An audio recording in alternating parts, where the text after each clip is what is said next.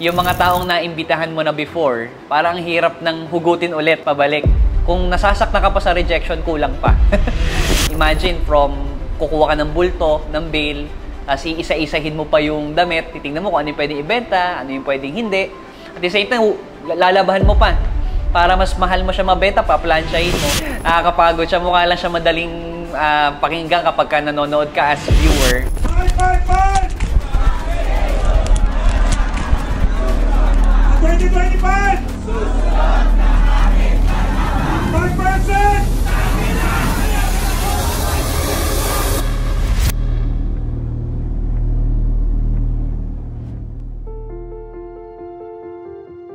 Ayan, so I'm Darrell Torrijos. I'm currently 27 years old. So nag-start ako kay iFern year 2021. So parang 4 years in the making, konti na lang. Sir, konting kwento tungkol sa background nyo, how you became an iFern. So before I met iFern actually, nag-ano nga kami, kung ano-ano pinasok naming negosyo. Typical na raketero. So something na pwedeng pagkakitaan basta wag lang yung 9 to 5. For the very reason kasi yung mother ko ever since was an OFW. So parang may trauma, may trauma man na ayokong one day mag-end up ako na 9 to 5 lang din tapos baka mag-abroad din ako once na nag-family. So yung employment was never an option. Until such time na nakailang ulit akong pasali ng multi-level and iFern came year of 2021 dahil sa mga uplines ko na before.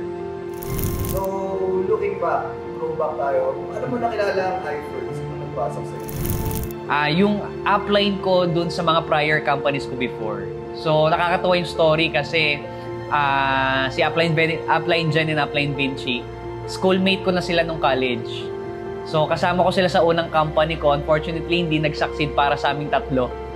Until nung huling company namin, parang during lockdown, nagsara yung kumpanya. So, we were having options kung saan kami lilipat. Just so happened, 8 lang kaming na-presentan nung time na yon na lilipat sa transition to iFern. Ngayon, currently, kami na lang natitira. Pero silang dalawa yung dahilan kung bakit ako nasa industriya ng MLM here in iFern. Kung transition kayo sa iFern, ano yung challenges and experience mo as a new networker sa iFern? ICO. Actually, yung challenge sa akin that time, when I transition to iFern, syempre kung ilang networking mo na, yung mga taong naimbitahan mo na before, parang hirap ng hugutin ulit, pabalik. So, isa so happen, sabi ko nga, sa ganda ng produkto ni iFern, sa galing ng may-ari, sa ganda ng background, sa credibility, pati ako nagulat, hindi ako nahirapan. Mas nahirapan pa nga ako dun sa mga unang companies ko eh.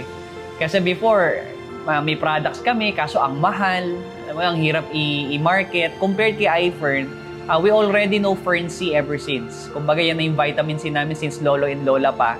So kaya para sa akin yung conviction about the products, hindi ako nahirapan i-push siya nung nagsumali na kami kay iFern. Though, syempre, bago yung sistema, bago yung mga tao, bago yung mga mukha na nakikilala ko, it just so happen, sobrang galing lang talaga ng sistema na ginawa po ng CEO si Sir Tom. Ilang taon ka na sa networking? Tsaka ano ang advantage na simulang bata sa industry? Oh, okay. So, siguro total sa taon. Kung taon, siguro parang 10 years na putol-putol. Hindi siya yung sunod-sunod talaga. Siguro yung advantage, yung age ko, marami pa akong time para magkamali and to adjust.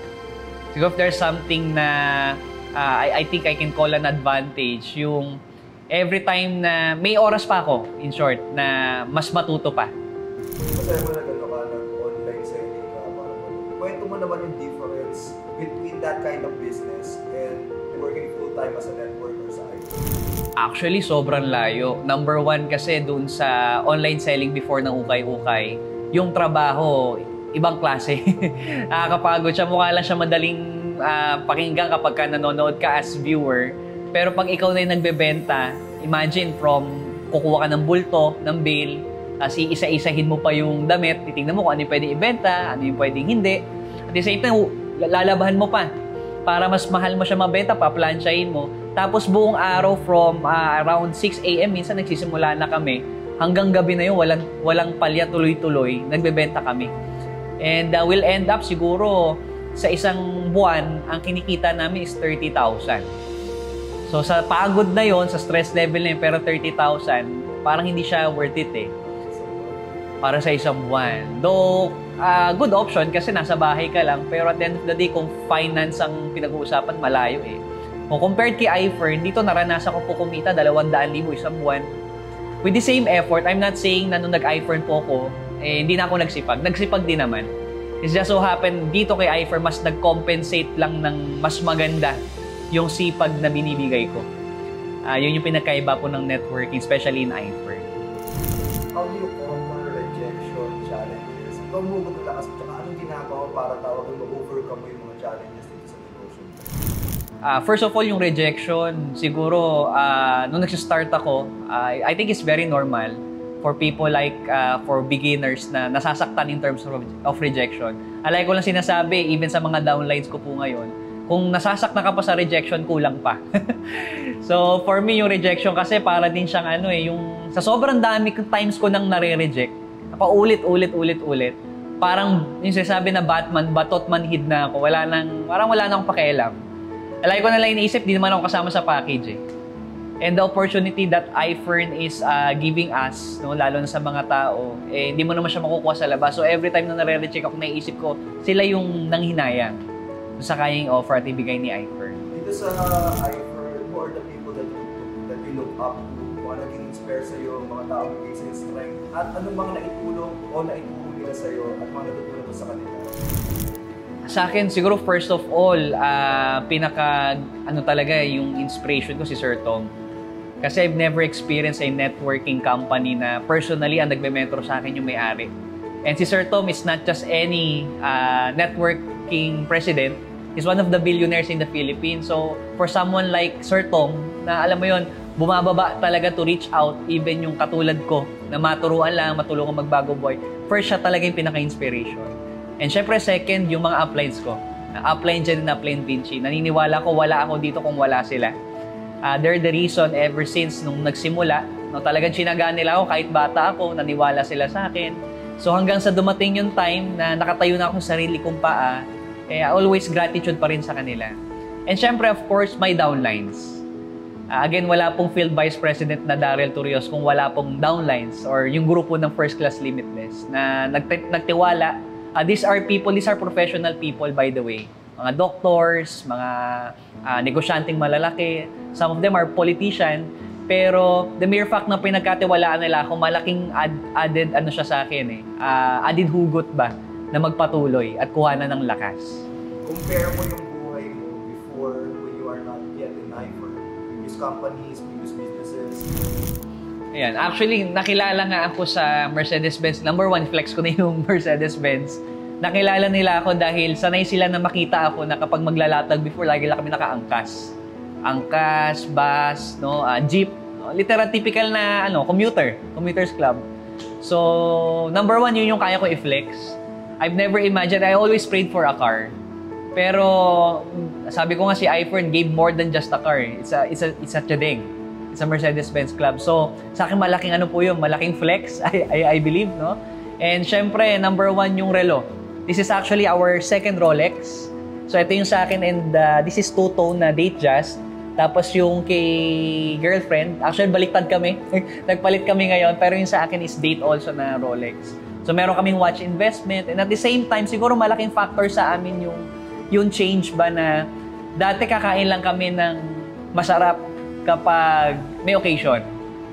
And sa akin ngayon, every time na nakikrave kami, kaya si girlfriend nagre-request, nakakain namin yung gusto namin. So para sa akin, malaking factor po yun. And also at the same time, pag may mga occasion sa family, dati pag Pasko, alam mo yun, hindi mo alam kung wala kang ireregalo eh. So ngayon nakakatuwa kasi every time na may occasion, may birthday, may Christmas gathering, family gathering, lagi kami merong malaking ambag. So doon pa lang, I think it's a big change po sa amin. So, 10 years from now, how do you see yourself in this business? I see myself in iFern 10 years from now na number one, nandito pa rin ako. Kasama pa rin ng buong organization ni iFern, kasama ni Sir Tom. And lagi akong naniniwala sa vision niya. So kung ano man yung vision ni Sir Tom, I believe yun lang din yung nakikita ko para sa sarili ko. Kung sinabi niya na dadami ang Mercedes-Benz Club members. I'm sure yung Mercedes-Benz Club na ma-add up is majority baka kasama nung galing sa grupo ko. And at the same time, I'm looking forward na talagang maging part ng I think top 1 to 5 ng buong organization ng iFern. So yun talaga pinaka-ultimate goal. Message mo sa mga young individuals, young professionals na may doubts pa rin about networking. Invite mo sila sa iFern. Sa akin siguro best invitation that I can give or advice kaysa mag-alangan ka mag-iFern. Number 1, galing na ako doon sa part na gusto ko sanang mag-employ. Hindi lang nag-workout kasi nga hindi ko kaya yung 9 to 5, hindi siya worth it. Pangalawa, nagnegosyo kami, nag-trading kami. At the same time, kung ano nung racket yung ginawa namin, nothing is like iFern. So sa akin siguro the best advice is yung pay now or play later. Lahat naman nakakapagod, lahat naman kailangan bigyan ng oras, lahat bibigyan ng effort, pero ako pinili ko na lang yung sulit. So, kung meron mang mas bata pa sa akin outside na who's planning to join iFern, wala magdalawang isip kasi kung nagawa ko at nagawa ng ibang mga kasama ko dito mas bata, kayang-kaya nyo rin.